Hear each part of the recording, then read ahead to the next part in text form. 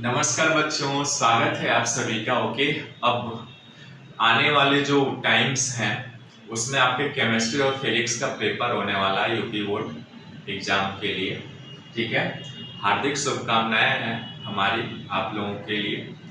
लेकिन उसके पहले हम लोग आज हल करने वाले हैं क्लास 12th केमिस्ट्री का विलियन चैप्टर का जो है आपका एनसीईआरटी एक्सरसाइज क्वेश्चन नंबर 2.34। बहुत अच्छा क्वेश्चन है। ठीक है, आइए हल करते हैं। रिक्वेस्ट करूंगा, हम्बल रिक्वेस्ट है, यदि कुछ सीखने को मिले, कुछ ज्ञान अर्जित कर पा रहे हैं आप इस वीडियो के माध्यम से, तो प्लीज चैनल को सब्सक्राइब करिएगा, लाइक करिएगा और शेयर करिएगा। शेयर उन बच्चों को करिएगा जो पढ़ना चाहते हैं, जो नीडी स्टूडेंट्स बच्चों। ठीक है, और ये आपके टीचर का एक हम्बल रिक्वेस्ट है। ऑलरेडी हमने हमारे चैनल के पे जब आप विजिट करेंगे ना तो उसमें प्लेलिस्ट बने हुए हैं। प्लेलिस्ट में दोनों चैप्टर, आपका सॉलिड स्टेट वाला भी और सॉल्यूशन का भी, दोनों चैप्टर के सारे क्वेश्चन, थियोरेटिकल क्लास से लेकर के क्वेश्चन, इन टेक्स्ट क्वेश्चन, सारे क्वेश्चन का आंसर प्लेलिस्ट में अवेलेबल है, लेक्चर्स। ठीक है, तो आप वहां से देखिए और अपने पढ़ाई को अच्छा करिए। ठीक है बच्चों, चलिए हल करते हैं।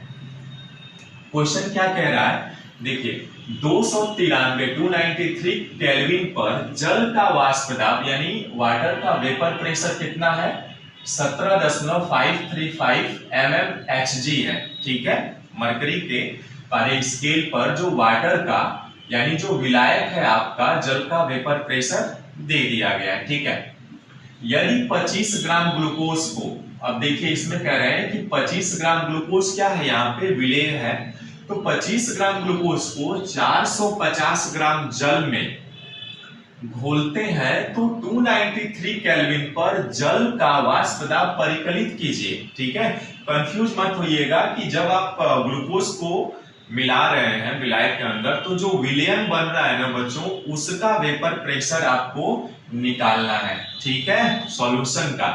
तो हमारे पास क्या क्या दिया गया है, देखिए सबसे पहले तो टेम्परेचर दिया हुआ है। टेम्परेचर कितना दिया गया है? 293 केल्विन। ठीक है, और जल का वाष्प दाब यानी जल का शुद्ध अवस्था में वाष्प दाब कितना है बच्चों? P0 है ना। P0 कितना दिया गया है? 17.535 mmHg। ठीक है बच्चों, इतना दे दिया गया। अब कह रहा है कि जैसे ही आप ग्लूकोज को मिला रहे हैं यानी विलेय की मात्रा दी गई है, स्मॉल w बराबर कितना? 25 ग्राम है ना, ये विलेय है आपका।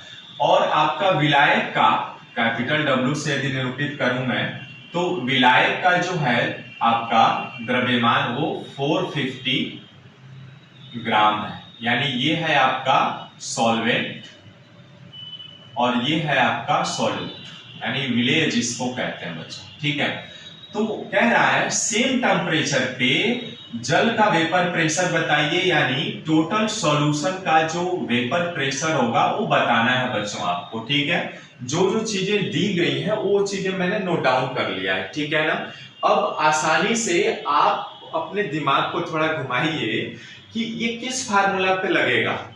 कुछ आइडिया आ रहा है आप लोगों को? बिल्कुल आ रहा होगा, ये RLBP पे है ना, relative lowering of vapour pressure यानी वाष्प दाब का आपेक्षिक अवनमन का जो फार्मूला होता है यानी RLBP। RLBP का फार्मूला क्या होता है बच्चों? ये होता है आपका P0 माइनस PS बटे P0 is equal to mole fraction. ठीक है, यानी P0 माइनस PS बटे P0 is equal to X क्या है?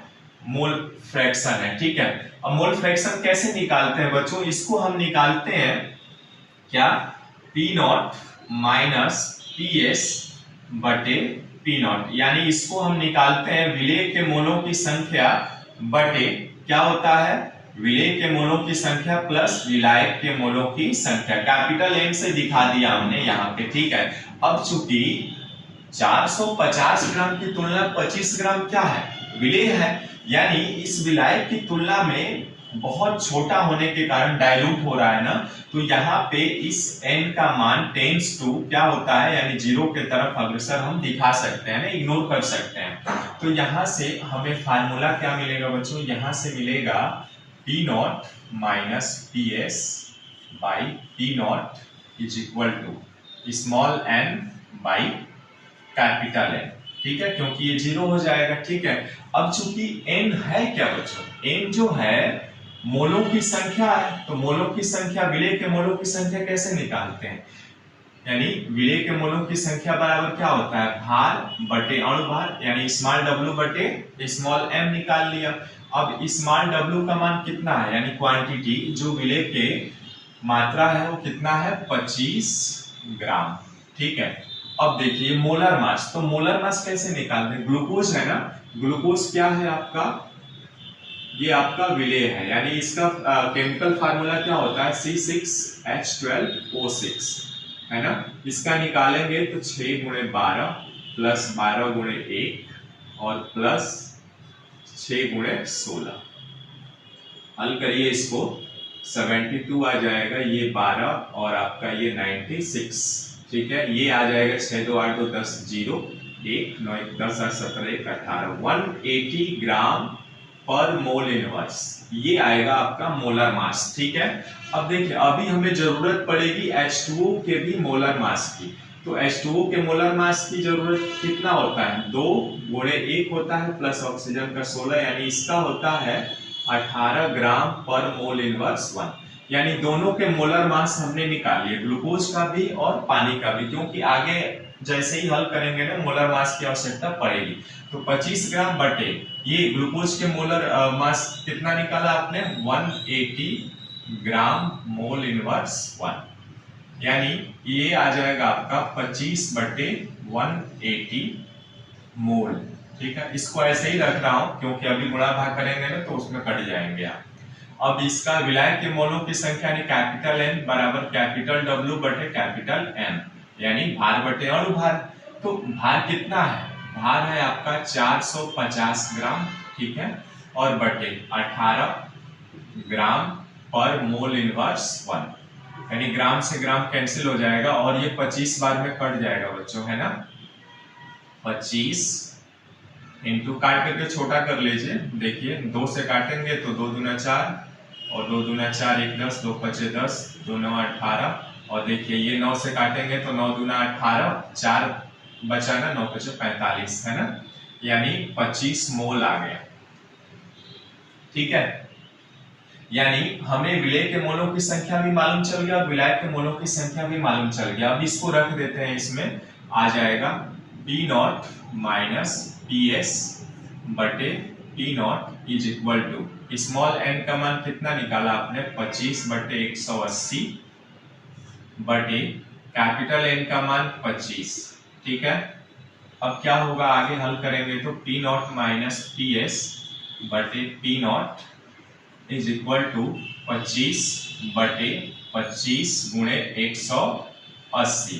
ठीक है, 25 से 25 कैंसिल आउट हो जाएंगे, यानी 180 का इसमें गुणा करेंगे आप तो 180 P naught minus 180 P S is equal to P naught. ठीक है, अब क्या करता हूं मैं, चूंकि पीएस निकालना है हमको तो इसको इधर लाता हूं, इसको उधर भेज देता हूं, तो 180 P naught minus P naught is equal to 180 PS, है ना। अब देखिए पी नॉट का मान भी दिया हुआ है ना, पी नॉट का मान हमारे पास है 17, रख देता हूं यहाँ पे, रखेंगे। चलिए हल करता हूं यहाँ पे, 180 गुणे पी नॉट का मान कितना है 17.535 minus 17.535 is equal to 180 PS. ठीक है, या पीएस बराबर, यानी जो वेपर प्रेशर निकालना है ये हो जाएगा आपका 180 इंटू 17.535 माइनस 17.535 बटे 180। ठीक है, अब देखिए इसका गुणा कराएंगे आप, गुणा करा के भाग देंगे तो पीएस वेपर प्रेशर जो आए करके आएगा 17.438, ये आएगा mmHg में। ठीक है, यही हमसे पूछ रहा था कि इसका विलयन का टोटल का वेपर प्रेशर आप बताइए, तो 17.438 48। इस तरह से बच्चों ये आपका क्वेश्चन कंप्लीट होता है। क्वेश्चन आपका जो था एनसीईआरटी एक्सरसाइज का 2.34 बहुत अच्छा क्वेश्चन है। ठीक है, मिलता है फिर नेक्स्ट वीडियो में एक नए प्रश्नों के साथ। नमस्कार।